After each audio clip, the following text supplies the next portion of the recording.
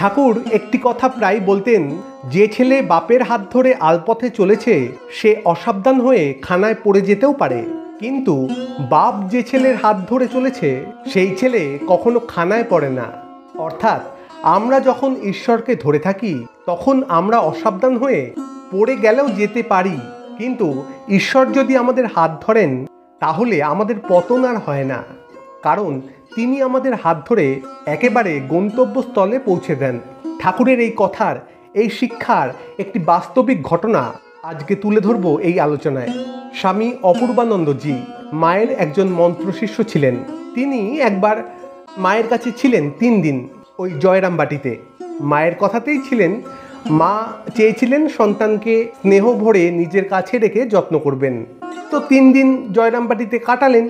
তারপর যখন 4র্থ দিন এলো তখন স্বামী অপূর্বানন্দজি মাকে বিদায় জানিয়ে চলে আসবেন। তো বিদায় মুহূর্তে মনটা খুবই খারাপ, মায়েরও আবার সন্তানেরও।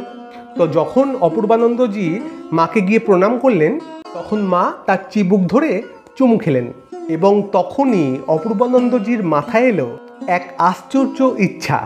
তিনি হাঁটু গেড়ে মায়ের সামনে বসে পড়লেন এবং তারপর হাত জোড় করলেন মায়ের সামনে। তারপর মায়ের মুখের দিকে তাকালেন, অমনি তার 2 চোখ দিয়ে জল গড়িয়ে পড়তে লাগলো।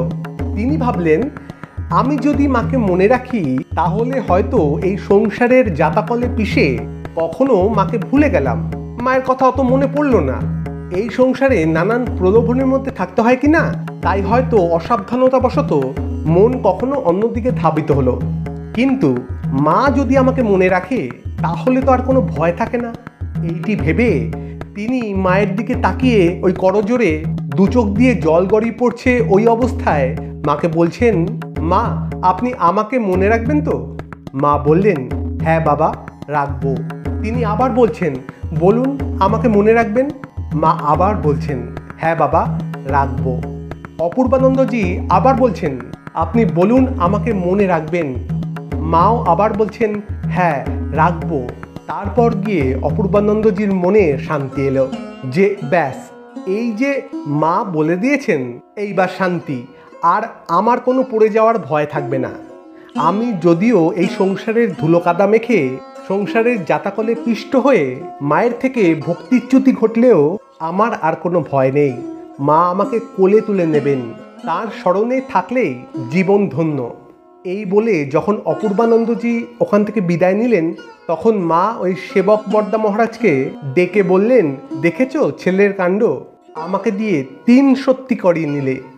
অর্থাৎ মায়ের মুখ থেকে 3 সত্যি করিয়ে নিলেন, মানে তার পাল্টাবে না, বিধাতারও সাধ্য নেই এই জিনিস ভুল করে দেয়। অর্থাৎ যাকে বলে মায়ের কৃপা জোর করে ছিনিয়ে নেওয়া, জোর করে মাকে দিয়ে বলিয়ে নিলেন। এই ধরনের ভক্তিকে বলে ডাকাতি ভক্তি।